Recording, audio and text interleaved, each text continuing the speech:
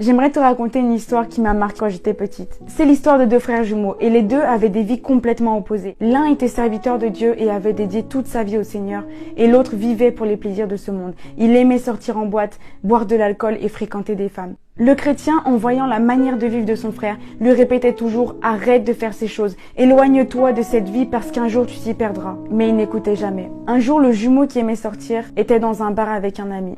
Comme il buvait beaucoup, il commença à se disputer avec son ami. La dispute dégénère et le frère finit par poignarder son ami. Quand il se rend compte de son acte, il décide de s'enfuir avec sa chemise tachée de sang. Ceux qui ont été témoins du meurtre commencent à le poursuivre en appelant la police.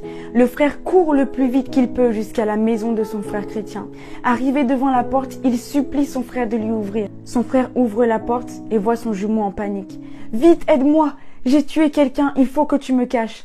Des gens me poursuivent. » Son frère chrétien lui dit alors « Je ne peux pas te cacher ici, mais donne-moi ta chemise et prends la mienne. » Alors sans hésiter, il enlève sa chemise tachée et la donne à son frère qui lui donne en retour sa chemise propre. Puis il ouvre la porte derrière sa maison et lui dit « Maintenant va-t'en vite avant qu'il te retrouve. Mais promets-moi une chose, de ne jamais salir cette chemise.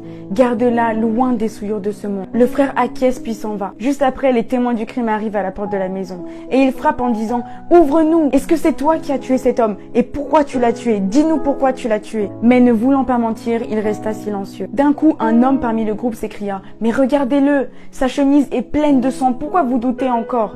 C'est lui, livrons-le à la police. » La police l'embarque et le conduit en prison, puis au tribunal. Et là, le verdict tombe. Il est reconnu coupable de meurtre et condamné à mort. Le vrai meurtrier, son frère, était resté à sa maison. Il se sentait tellement coupable que 2 jours après, il a couru à la police. Arrivé là-bas, il leur crie « Libérez mon frère innocent, je vous en supplie, c'est moi le vrai coupable. » L'agent le regarde et lui dit « Mais qu'est-ce que tu racontes? C'est trop tard, ton frère a déjà été pendu. » Le garçon s'agenouilla en pleurs, en disant « Mon petit frère a payé mon crime.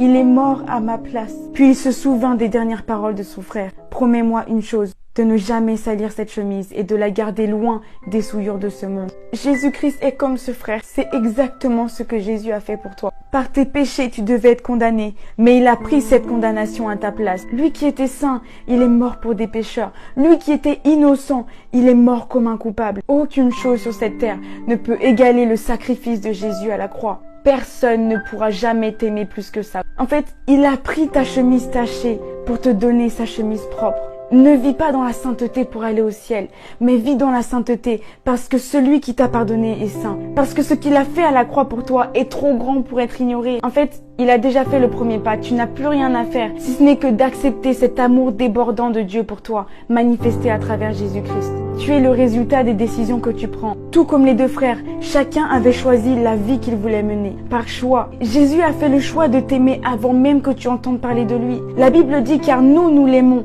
car il nous a aimés le premier. Donc n'attends pas qu'il soit trop tard, mais fais le choix d'ouvrir ton cœur à Jésus.